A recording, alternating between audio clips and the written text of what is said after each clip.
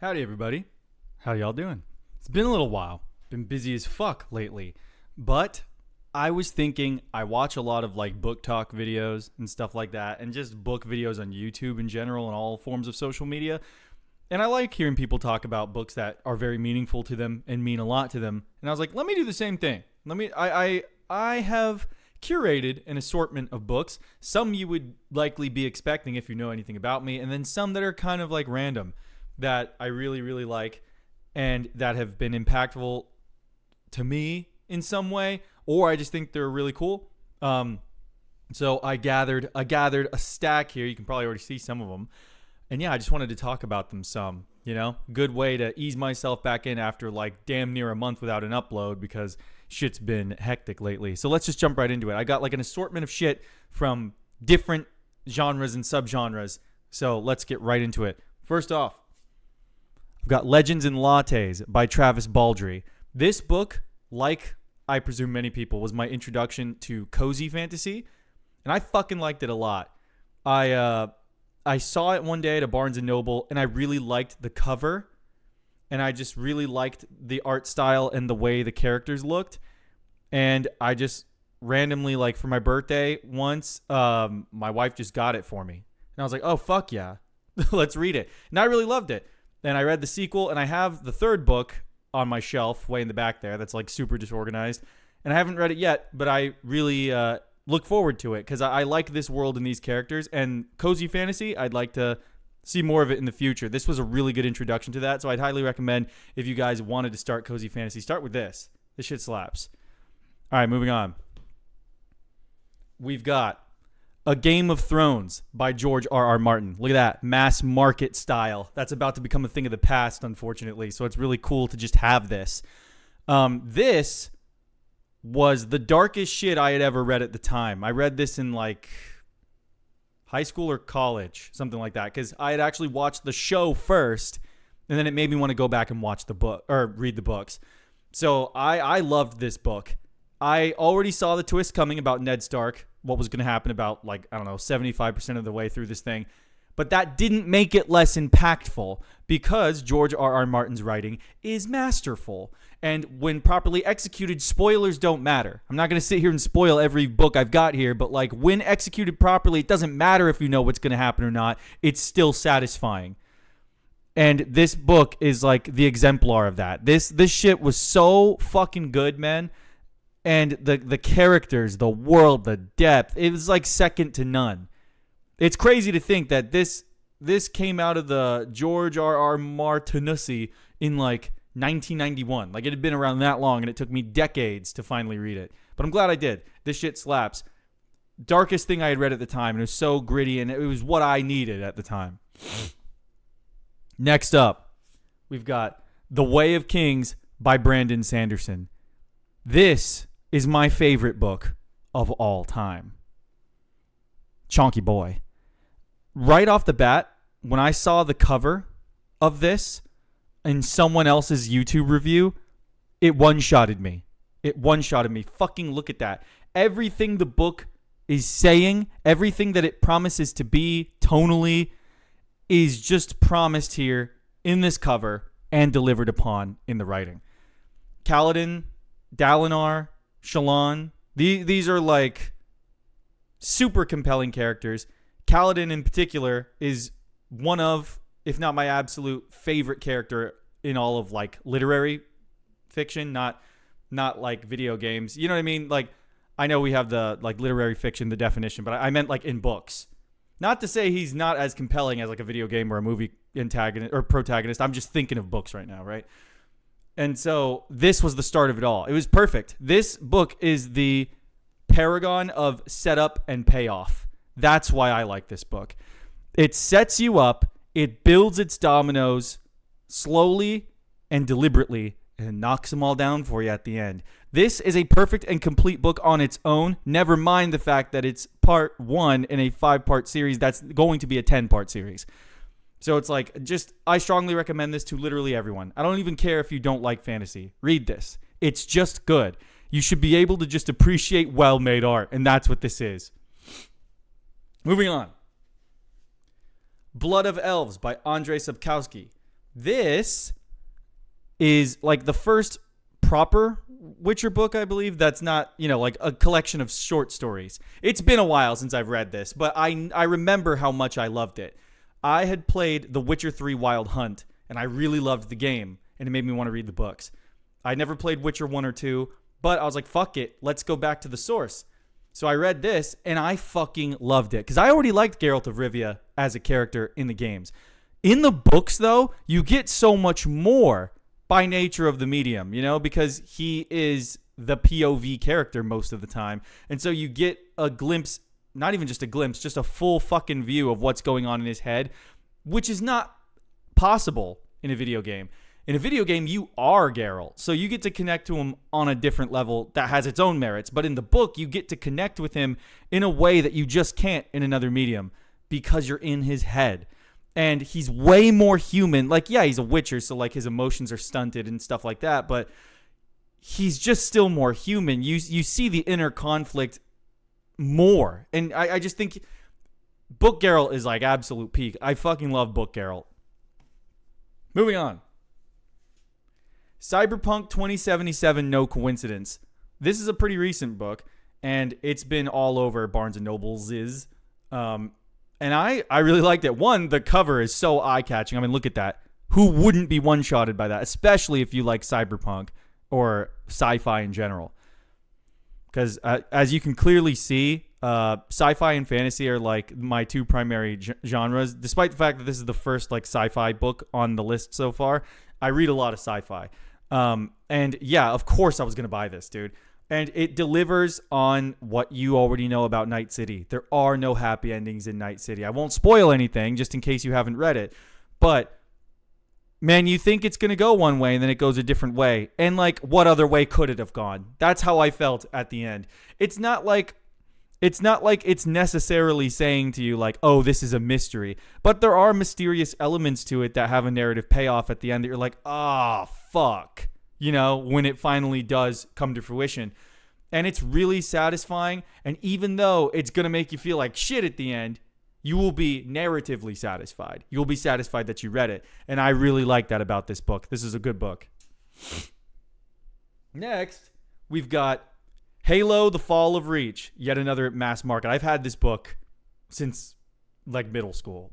This book fucking rocks. This is essentially like the origin story of the Master Chief as we know him, as he's fighting to maintain a doomed planet. If you guys have ever played Halo games, namely Halo Reach, you know what happens to Reach. You know what happens. This book predates Halo Reach. This is from 2001. Halo Reach came out in like 2010.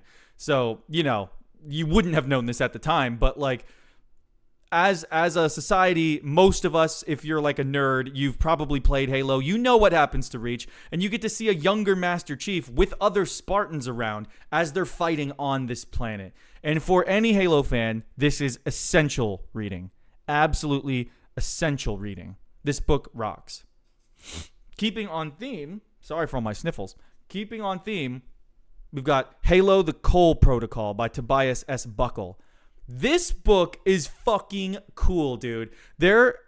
If you're like a lore junkie of Halo, this is a really good one. Because, you get to hang out with another Spartan squad, Gray Team, but you also get to hang out with this elite that's an alien. His name is Thel. And you get to see him take on assassins that try to kill him in the night. And you see him like fight Gray Team, and you see him like wage this personal war to prove himself. And you get some more lore about the Sangheili homeworld and like how their societies work and stuff like that. And that's really cool because if you've played the Halo games and if you've delved into like the lore terminals or like anything about the aliens and like their inner conflict and stuff like that, you'll know who Thel is. Thel is the fucking Arbiter. And when I was in middle school and I read this for the first time, I didn't connect the dots on that. I didn't know the Arbiter's first name. I didn't know his name was Thel. So when I played like Halo 5 or like the Halo the Master Chief collection and did like the terminals, and I found out that the Arbiter's name is Thel Vadami, I'm like, holy fuck, that's the dude from the book who was so fucking cool. That blew my mind. And that solidifies this book. It's just action-packed. It's awesome. And it has to do with a lot of like UNSC intergovernment shit. Not to mention you actually do get to see some Jackal POV characters, which is really cool if you like the universe already. Next up, the last Halo book, I promise, we've got Halo Mortal Dictata. This is book 3 in the Kilo 5 trilogy by Karen Traviss. And if you only ever read one thing from Halo, make sure it is the Kilo 5 trilogy. I have been trying to put people on this shit for years. I remember I work at a bookstore, so it's like I remember I was trying to like order more copies into the store to get people to want to buy it. No one took the bait, but I'm like, God damn it, more people need to read this. Especially because if you were a fan of like the 343 Halos, not saying you have to be, but if you were a fan of the 343 Halos and you played like Halo 4 and like that little mini campaign, the name escapes me. It was like not Firefight. It was something else where you played as Fireteam Crimson, and you are constantly having to fight Julem Dama. There's like that elite named Julem Dama. And in Halo 5, he just gets absolutely slimed in like the first 5 seconds of the game. And it's humiliating. And it's like completely not cool. Because he was built up in that game mode of Halo 4. Then we just watch him get slimed in a cutscene. We don't even do it ourselves. That was super disappointing. But in Halo Kilo 5, Julem Dama is like a major like elite character in this trilogy, and he's way more fleshed out, and he's cool. So if you felt that Julem Dama was underutilized, you should read the Halo Kilo 5 trilogy, and that's just a surface level thing. Like this, what's really cool about this is that like you get attached to Kilo 5 and this group of people. You got ODSTs, you've got failed Spartan 2s, you've got successful Spartan 2s, or a successful Spartan 2. And what's cool about that is like, you know, in order you learn a lot about what the cost that it took from the families of people whose children were abducted to become Spartan 2 super soldiers, right? And so one of the characters on the team is a Spartan 2 super soldier.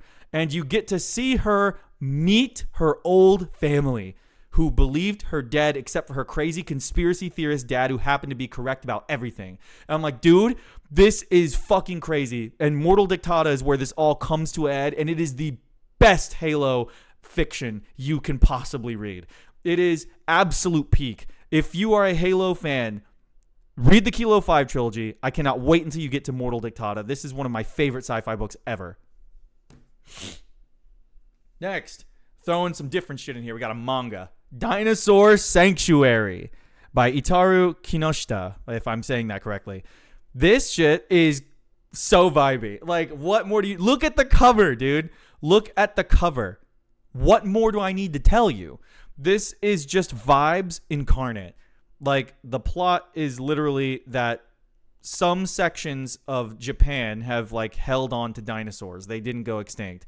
And so there's little sanctuaries that are dedicated to preserving them, keeping them alive, and showcasing them to the world, right?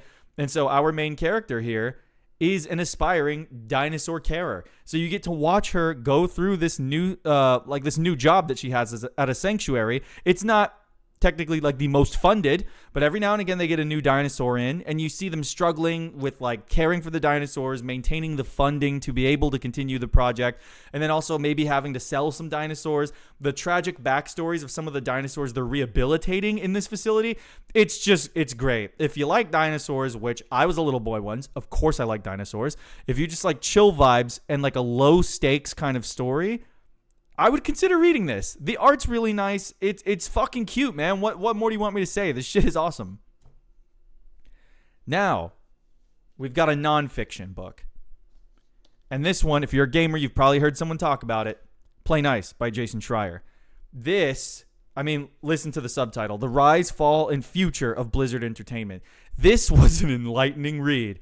And if you're a World of Warcraft fan, Overwatch fan, Heroes of the Storm, StarCraft, whatever it is, if you're a fan of Blizzard, this is worth reading. Super scathing, but also like incredibly insightful, interesting. Look at this company, its highs and its lows. I read this on a plane on my way. I can't remember where the fuck I was going. Maybe Utah, maybe California or something. I don't quite remember.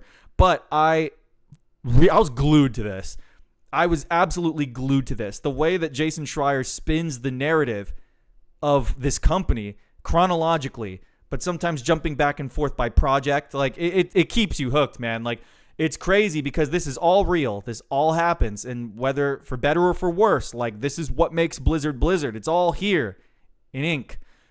And it was a super interesting read. It gives you a perspective on the company that you could never have had unless you were in it, you know? Crazy, crazy read.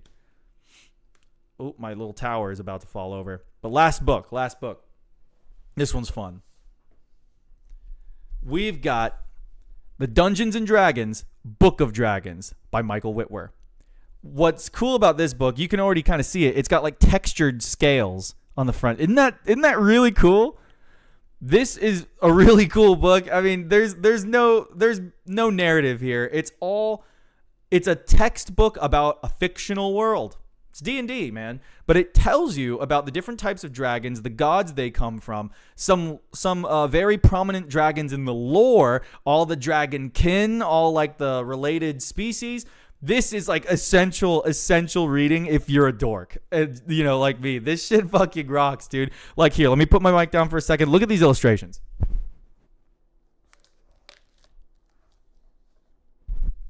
I mean, dude, how could you? Oh man, the glare is not doing it any justice. But like, how could you not like that? That's just a taste. I misplaced my mic stand. I would give you a better look, but you know, like, just look at that already. And it's for everything. Chromatic dragons, metallic dragons, gem dragons, everything. There's so much in there, and it's just fun. It's fun. You can take it at your own pace, obviously. Like, you're not missing any, like, plot relevant anything. It's essentially a fake textbook. And it's awesome. I loved it. I read it front to back. And I just had a really good time with it. So, yeah, those are just a collection of books that are very important to me, that I've always really liked.